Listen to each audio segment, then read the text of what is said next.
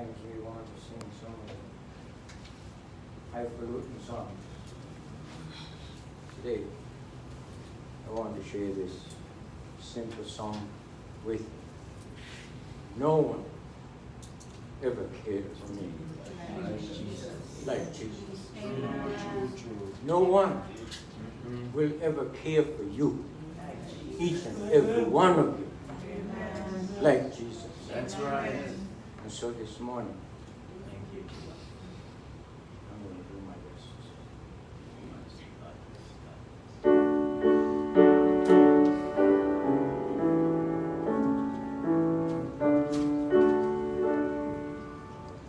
I would like to tell you what I think of Jesus,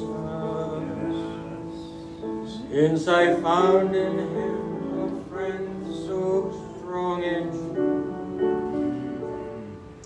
I would tell you how he changed my life completely.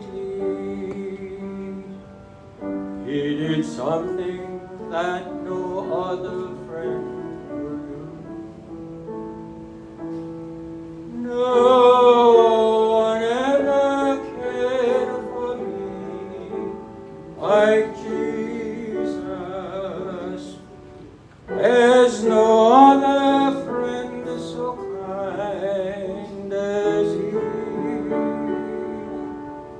No one else could take the sin and the darkness from me.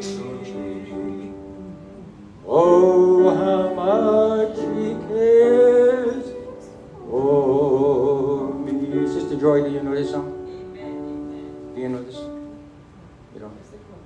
Just the chorus. You know this song? Yeah. Yes. Yeah. Amen.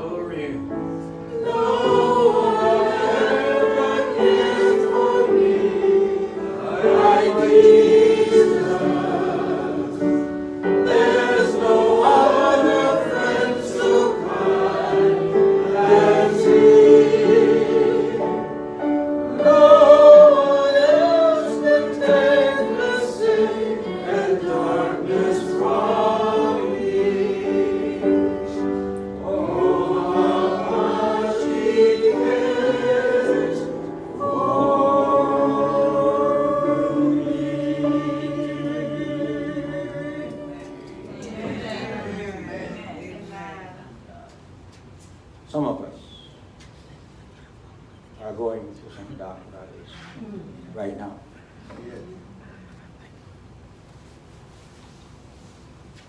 But Jesus is able. For no one else can care for you and I like Jesus. Amen. He is our God. Who cares? Yes.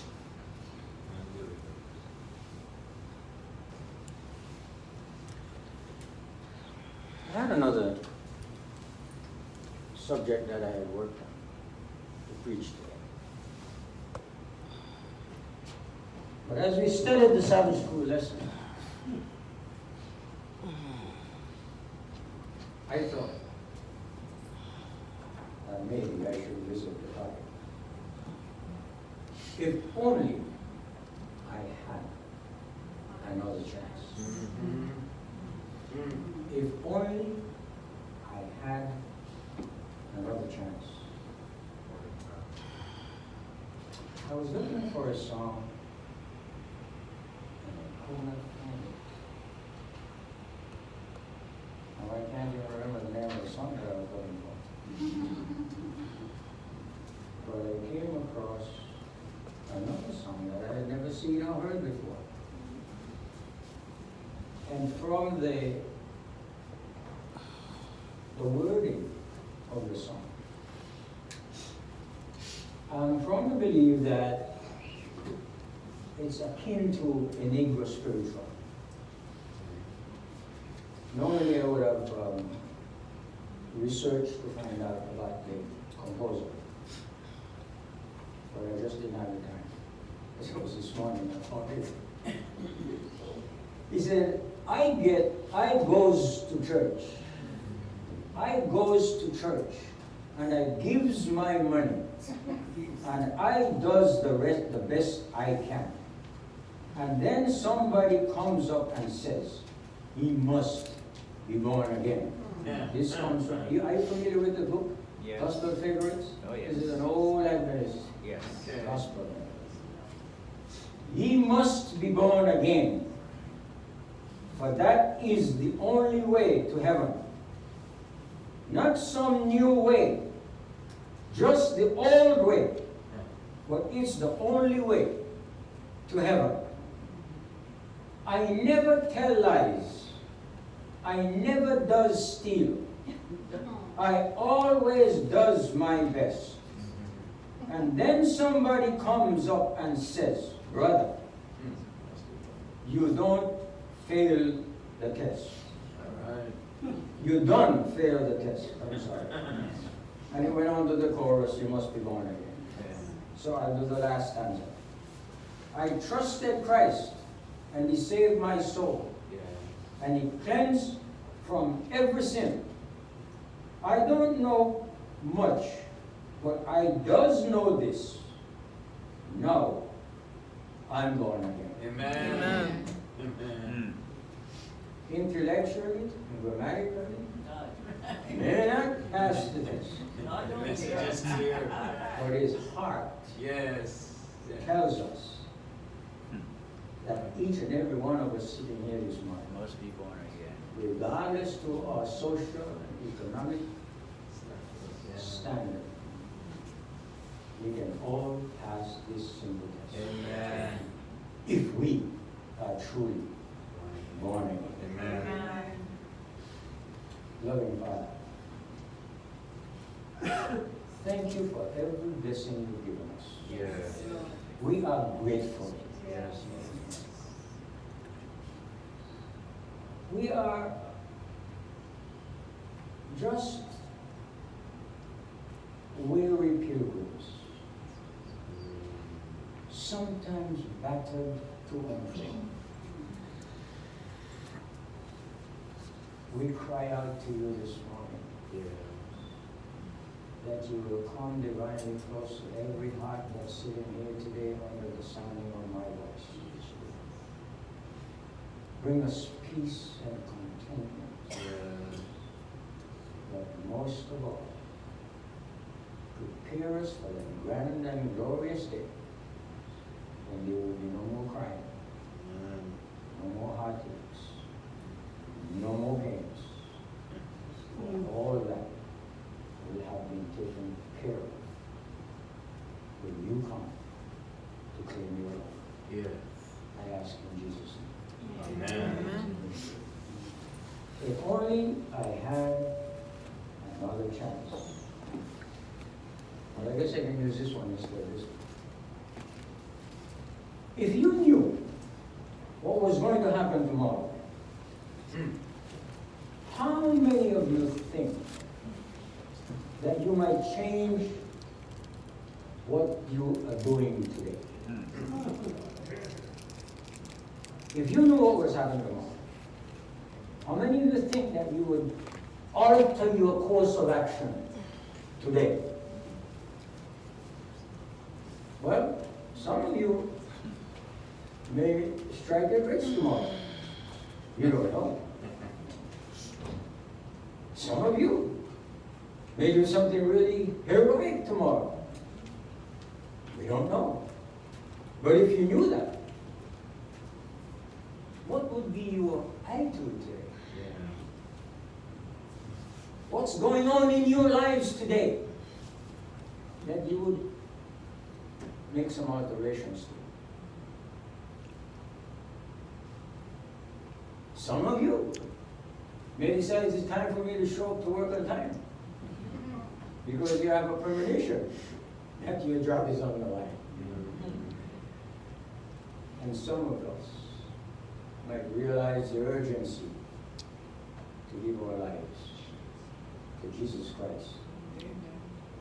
But since we don't know the future, we sometimes have to put our trust in things and in people. And we accept things as true, which are really not true. For we live in a world where we are told everybody can have their own truth and believe whatever they consider to be truth. It is not our belief that makes a statement true. It is truth that makes things true. Amen.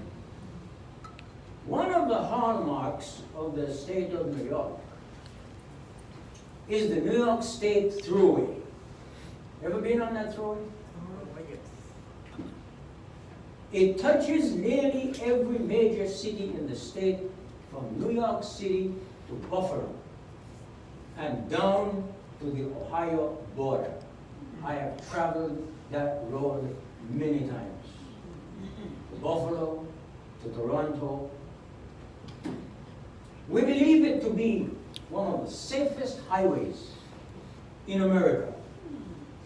However, there was one bridge on which the contractor saved money by building the support 6 feet into the riverbed instead of on the pylons that's driven into the bedrock. Wow. You remember that Jesus said and warned us against building our houses on sand, physically and spiritually. Yeah. Because if we build on sand, it will sink. But if we build on the rock, Yes. Understand. your house will remain Firm. during torrential rains and high winds and all the things that threaten. And if we build our spiritual houses on the rock of ages, Yes. Jesus Christ, That's right. we will never have to worry Hallelujah. about the consequences Amen. of building on sand. Amen. Well, on April the 5th, 1987, at 10:40 a.m. on a Sunday morning, 4 cars and a semi-truck were driving down the highway. 3 men were returning from a bowling tournament. A mother and daughter were heading for a baby shower.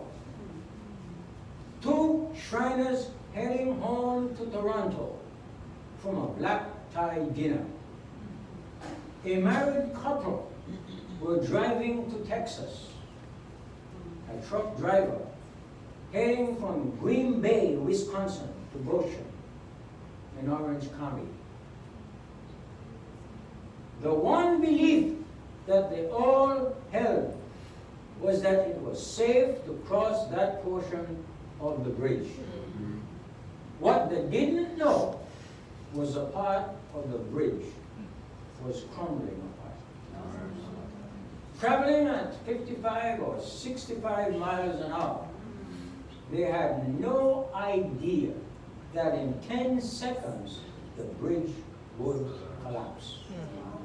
Their lives were lost. If only they had the chance again, they would have taken a different route. Yes.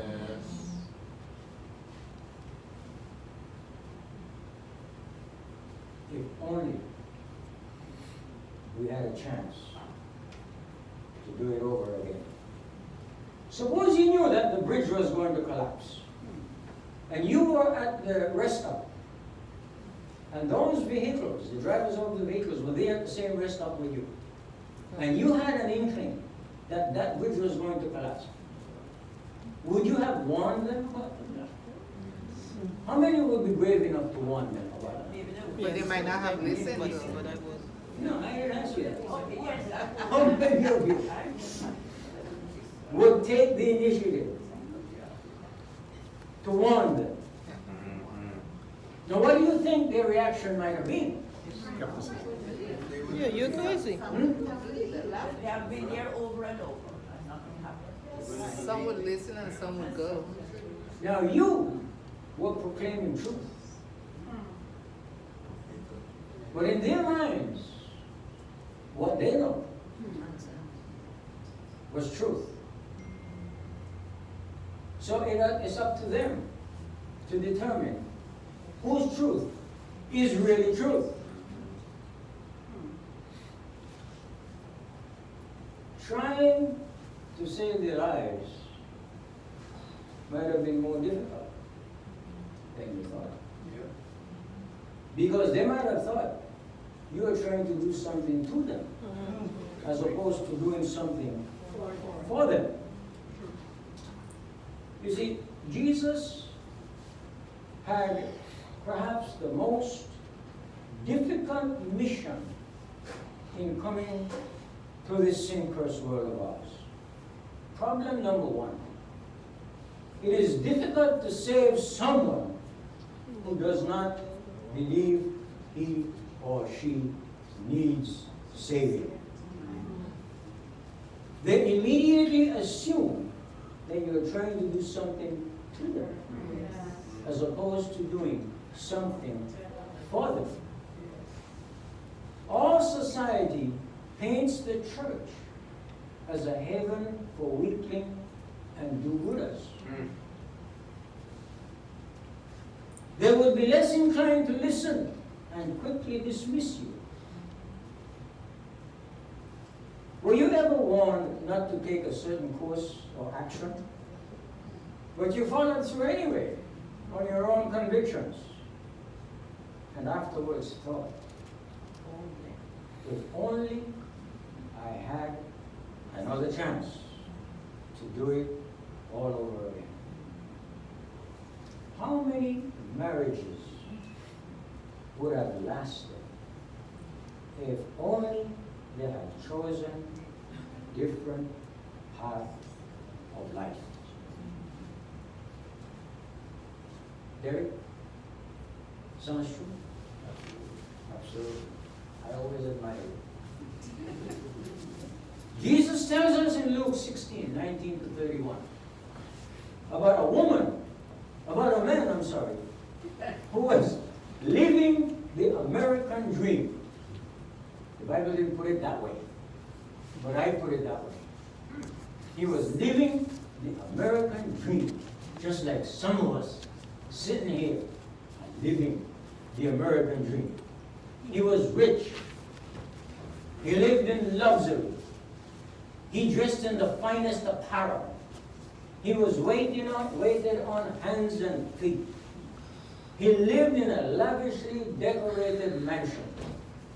His parties were the talk of the town. He had it all.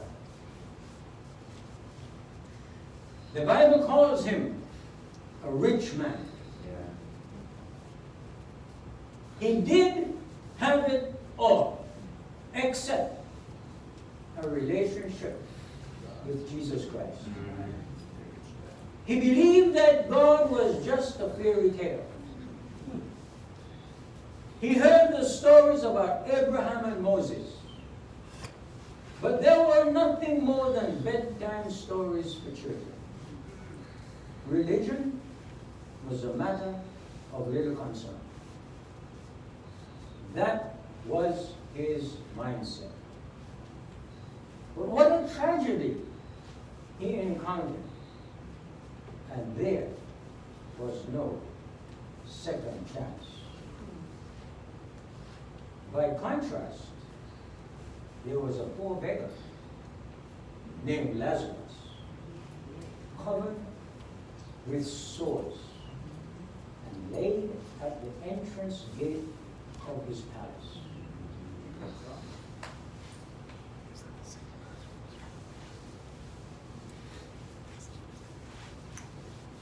He laid there, Lazarus, asking for mercy. He would have filled his stomach with the crumbs from the rich man's table. His body covered in sores. The dogs were kinder to him than the rich man. For the dogs licked his sores. When a dog suffers injury, the first thing he does is to lick the part that ails. In licking the sores, it relieves the agony. And it also starts a healing process. So the dogs were kinder to Lazarus than this rich man. He could have fed Lazarus a sumptuous plate every day of his life, and he would not have missed it. True. He would not have missed it. But why encourage other beggars to crowd his gate? He reasoned. Let them stew. Let them suffer in their own misery. It's not my problem. But as the parable goes on, it just happened that the rich man and Lazarus died. Now, I can only imagine that the body of Lazarus was disposed in some nameless grave.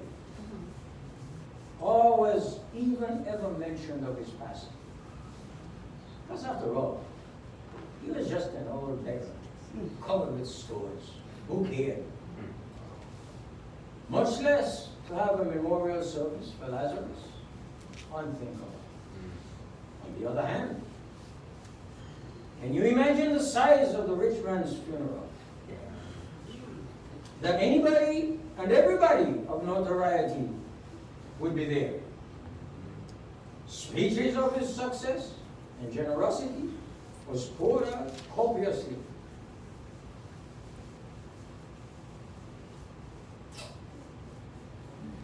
As he lay in his golden casket, adorned with some of the rarest flowers, Sister Clara, that we can muster, to send him on his way as he deserved. Because of his popularity, it was just fitting for him to receive that kind of treatment. But Jesus told a different story of how things were dramatically different on the other side of the grave. He reveals the truth that our generation, and for that matter, our society refused to acknowledge. As a matter of fact, our society deceives us into thinking that we are free to believe in any form of afterlife and our heart's desire. You can believe in whatever you choose to believe in without any consequence. I'm here this morning to tell you that that's a myth. That's a myth. That's a drink that's served up by the devil. To illustrate the consequences of unbelief, Jesus tells the angels to bear Lazarus to Abraham's bosom. The one whom God ordained to be the father of all nations. This beggar, who could not even be made mention of, was now basking in the bosom of Abraham. The rich man woke up in an entirely different place. He woke up in Hades. Hades is the Greek word for a place of torment and punishment. Why do you think Jesus made this analogy of heaven and hell using this parable? Now, you know, there are some topics that people don't want preachers to preach about. They don't want to listen to you preaching about sin. And they don't want you to preach about hell. Because they're having such a comfortable time here, enjoying life. Why destroy my peace of mind with talking about hell? Hell is not a pleasant conversation. When you come to church, you want to hear good things. You want to hear soothing words. You want to make you feel good all over. Don't talk about sin or hell. Why do you think that Jesus wants us to know about the truth for tomorrow? Today.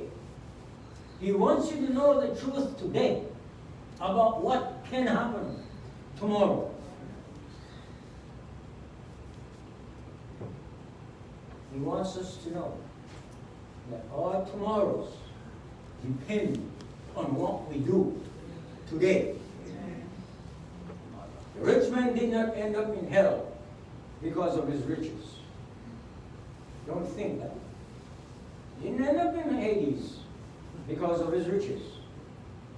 He ended up there because of his refusal to surrender his life to God.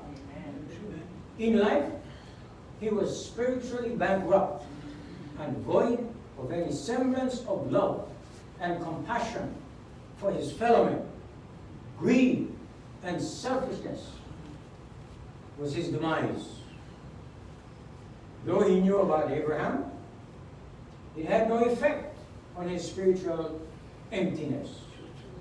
He was lost, eternally lost, and didn't even know it. He appealed to Abraham for pity and mercy, but too late. He is reaching out to Lazarus, even as a servant, to bring him relief. But too late. The very one who he despised and rejected. Can you imagine what would have happened in life if Lazarus accidentally touched his silken robe? Can you imagine what would have happened? Now he would gladly lick the fingers of Lazarus. Bring me a drop of water, Lazarus, for my tongue is parched in the flames. He didn't want any part of Lazarus before. He wouldn't even consider touching Lazarus. But now, he is willing to suck the fingers of Lazarus because of the consequences of his selfishness and his greed. But it was too late. An interesting conversation took place. The rich man realizing that there is no escaping from his demise in hell, now wants Abraham to send Lazarus to warn his 5 brothers about the choices that they were making. Because he made the same choices. He knew their rotten life that they were living. And so now, he wants Lazarus to be an evangelist to his brothers. So what did Abraham say? Abraham said to him, listen, you don't need Lazarus. You have Moses. You have the prophets. Let them listen to the voice of the prophets. In turn, he said, they won't listen to Moses. They won't listen to the prophets. But if you send someone who came back from the dead, they will believe him. How many of you today can tell me one dead person that came back from the grave and had a story to tell? Anybody? If anybody had a story to tell from the grave, it would have been Lazarus. Yes. Don't you think that Lazarus' sister, Mary and Martha, would ask Lazarus, what was it like being dead for 4 days? Don't you think that the Lord in His wisdom would have placed that in the Bible as a support that when you die, you experience all this joy and ecstasy right after you part this life? But there is no evidence of that. So how is it that he can't listen to the living preacher, but he is willing to listen to the dead?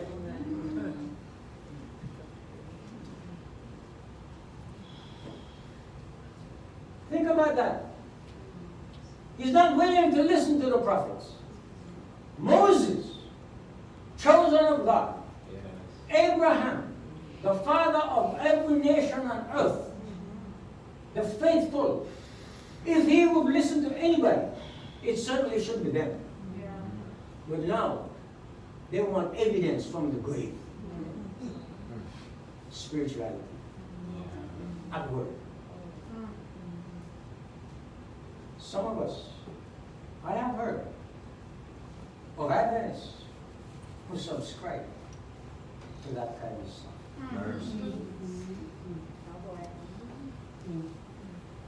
Have you heard it? I have. They're here in Sabbaths, not in this church, but they show up in the Sabbaths. But some of them, Sister Roxanne, they would have gone to the psychic already to find out what's happening and what will happen. But we serve a God. Yes. We serve a God. He knows. Sees, hears, understands, and has a solution to every problem Amen. that we face.